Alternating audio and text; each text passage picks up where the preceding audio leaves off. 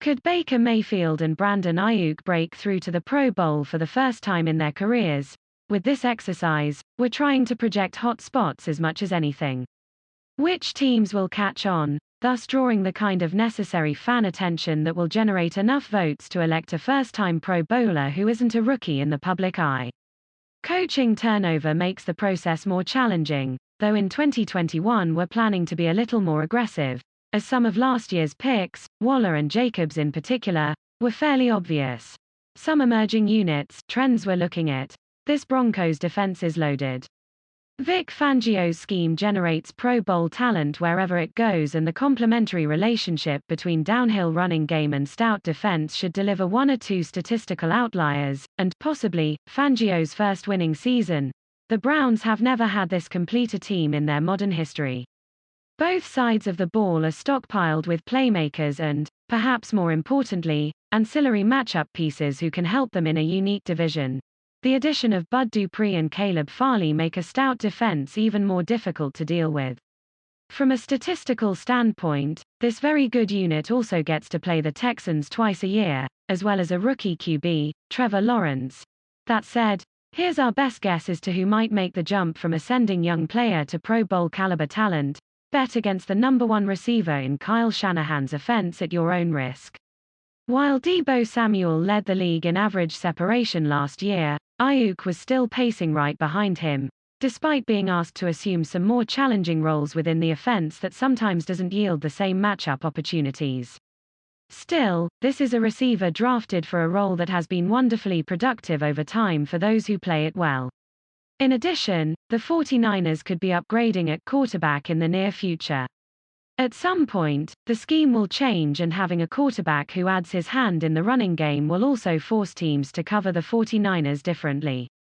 This could also lead to a higher ceiling for Aiyuk. Tonyan was grossly overlooked a year ago despite scoring double-digit touchdowns and flashing absolute mastery in the red zone. While Aaron Rodgers is inevitable, begrudging return weighs heavily on this bet. Tonyan has married himself to a scheme that provided some brilliant opportunities, including the second most average separation per route run, more than 4 yards. That shouldn't be going away anytime soon, and while he may not score 11 touchdowns this year, he will score enough with the eyes of the football world on him to make up for the snub. If we keep putting Mayfield on this list, good things will have to happen eventually. The Browns' quarterback warranted attention last year, but a run-first offense can somewhat mute statistics and make his contributions. Simmons had 14 quarterback hits and 5 pass breakups in addition to 3 sacks and 3 fumble recoveries in 2020. Most incredibly, Simmons was among the league leaders in net yards over average against the run, which, when accounting for snap percentages and actual time on the field, was astounding. None of the 3 players who finished in front of him played anywhere close to 75% of their team's snaps, yet Simmons held a -0.71 yards average over the course of almost 900 snaps. So, the Titans could count on a run against them being almost a yard less when Simmons was on the field. While Robert Saleh may have liked to upgrade at the opposite edge beyond Vinny Curry, their draft needs dictated a greater desire for a versatile, running guard like Elijah Vera Tucker to aid in their scheme development.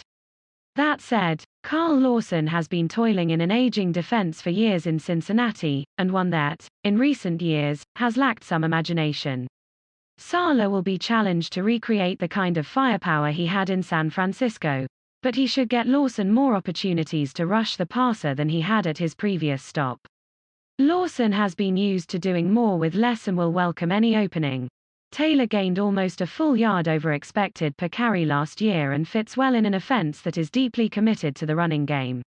After finishing 3rd in total yards last year, and with the Colts adding a quarterback whose mobility should add another advantage in various run concepts, Taylor should be considered a favorite to lead the league in rushing next year, or at least come close as he did in 2020.